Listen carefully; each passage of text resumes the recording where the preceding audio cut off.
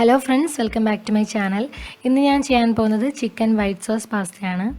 കുട്ടികൾക്കെല്ലാം വളരെ ഇഷ്ടമാകുന്ന റെസിപ്പിയാണിത്. എല്ലാവരും ട്രൈ ചെയ്യാൻ നോക്കുക. അപ്പോൾ ഇതെങ്ങനെ നമുക്ക് തയ്യാറാക്കാൻ നോക്കാം. ഇതിന് വേണ്ടിയിട്ട് ഞാനിവിടെ 250 ഗ്രാംസ് ചിക്കനാണ് എടുത്തിട്ടുള്ളത്. അതിലേക്ക് 1 ടീസ്പൂൺ ഇഞ്ചി വെളുത്തുള്ളി പേസ്റ്റ് ചേർത്ത് കൊടുക്കാം. ആവശ്യത്തിനുള്ള ഉപ്പ് ചേർത്ത് കൊടുക്കാം. 1/2 ടീസ്പൂൺ കുരുമുളക് പൊടി കൂടി ചേർത്ത് കൊടുത്ത് നന്നായിട്ടൊന്ന് മിക്സ് ചെയ്തെടുക്കണം. ഇതിനെ ഒന്ന് മാരിനേറ്റ് ചെയ്ത് ഒരു 15 മിനിറ്റ് മാറ്റി വയ്ക്കണം.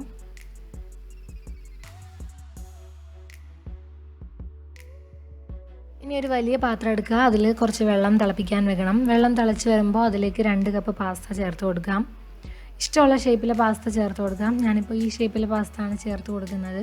ഇനി ഇതിലേക്ക് ആവശ്യത്തിന് ഉപ്പ് ചേർത്ത് കൊടുക്കുക. വെള്ളത്തിൽ ഉപ്പ് ചേർക്കുമ്പോൾ ഇച്ചിരി കൂടുതലായിട്ട് ചേർത്ത് കൊടുക്കണം. എപ്പോഴും ഉപ്പ് നോക്കുമ്പോൾ ഇച്ചിരി മുന്തി നിൽക്കണം.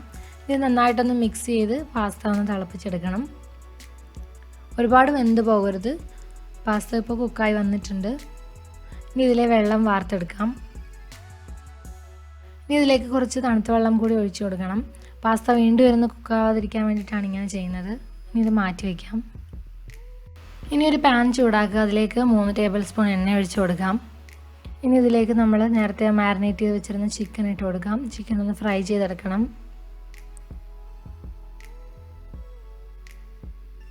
ഒരുപാട് കളർ മാറുന്നത് വരെ ഫ്രൈ ചെയ്യേണ്ട ആവശ്യമില്ല. ചിക്കൻ ഒന്ന് കുക്കായി വരുന്നത് വരെ ഫ്രൈ ചെയ്തെടുത്താൽ മതി.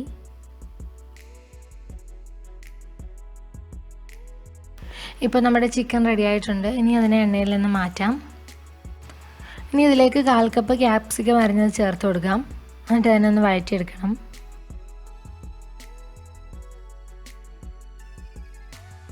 ഇനി ഞാൻ ഇതിലേക്ക് കുറച്ച് ക്യാരറ്റ്സും ബീൻസും ഗ്രീൻ പീസും ചേർത്ത് കൊടുക്കാൻ പോവാണ്.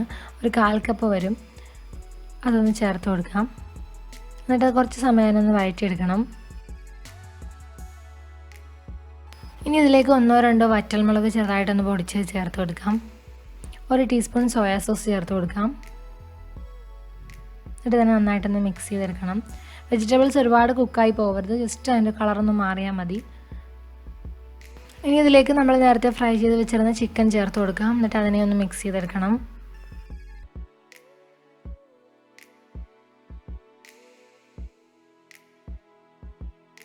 ഇപ്പോൾ നമ്മുടെ വെജീസും ചിക്കനൊക്കെ റെഡി ആയിട്ടുണ്ട്. ഇനി ഇതിനെ പാനിൽ നിന്ന് റിമൂവ് ചെയ്യാം. ഇനി ഒരു പാൻ ചൂടാക്കി അതിലേക്ക് 1 ടേബിൾ സ്പൂൺ ബട്ടർ ചേർത്ത് കൊടുക്കാം. നമ്മളിനി സോസാണ് തയ്യാറാക്കാൻ പോകുന്നത്. ബട്ടർ ഒന്ന് മെൽറ്റായി വരുമ്പോൾ അതിലേക്ക് 1 ടേബിൾ സ്പൂൺ മൈദ ചേർത്ത് കൊടുക്കാം. ഇനി ഇതിനെ ലോ ഫ്ലെയിമിലിട്ട് ഈ മൈദ ഒന്ന് റോസ്റ്റ് ചെയ്തെടുക്കണം.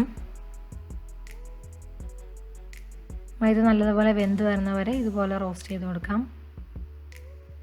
ഇനി ഇതിലേക്ക് ഞാൻ 2 കപ്പ് പാലാണ് ചേർക്കാൻ പോകുന്നത്. ആദ്യം 1/2 കപ്പ് പാൽ ചേർത്ത് കൊടുക്കുക. എന്നിട്ട് നന്നായിട്ടൊന്ന് മിക്സ് ചെയ്തെടുക്കണം.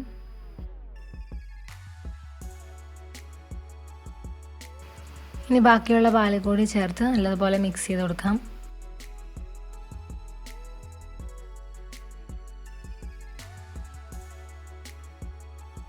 ഇനി ഇതിനെ കണ്ടിന്യൂസ് ആയിട്ട് ഇളക്കിക്കൊണ്ടിരിക്കണം.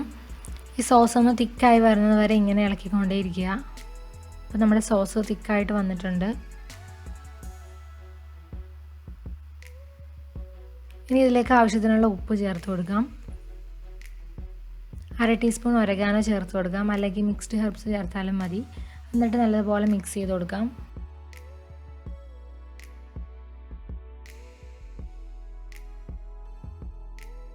ഇനി ഇതിലേക്ക് 3 ടേബിൾ സ്പൂൺ മൊസറല്ല ചീസ് ചേർത്ത് കൊടുക്കാം. ചെദ്ദാർ ചീസ് ഉണ്ടെങ്കിൽ അത് ചേർത്താലും മതി. എന്നിട്ട് നന്നായിട്ടൊന്ന് മിക്സ് ചെയ്തെടുക്കാം. അപ്പോൾ നമ്മുടെ വൈറ്റ് സോസ് റെഡി ആയിട്ടുണ്ട്. ഇനി ഇതിനെ നമുക്ക് ഫ്ലെയിമിൽ നിന്ന് റിമൂവ് ചെയ്യാം. ഇനി ഇതിലെ ചൂടോട് തന്നെ അതിലേക്ക് നമ്മൾ നേരത്തെ തയ്യാറാക്കി വെച്ചിരുന്ന ചിക്കനും വെജിറ്റബിൾസും എല്ലാം ചേർത്ത് കൊടുക്കാം. പിന്നെ നേരത്തെ നമ്മൾ കുക്ക് ചെയ്ത് വെച്ചിരുന്ന പാസ്തയും കൂടെ ചേർത്ത് ഇതിനെ മിക്സ് ചെയ്തെടുക്കാം.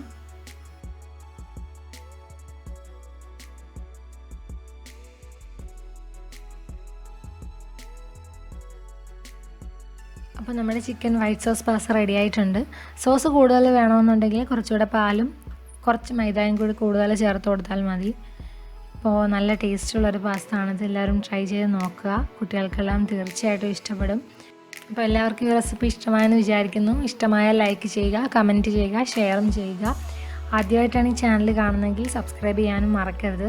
പുതിയ റെസിപ്പിയുമായിട്ട് വീണ്ടും കാണാം. Thank you for watching. By.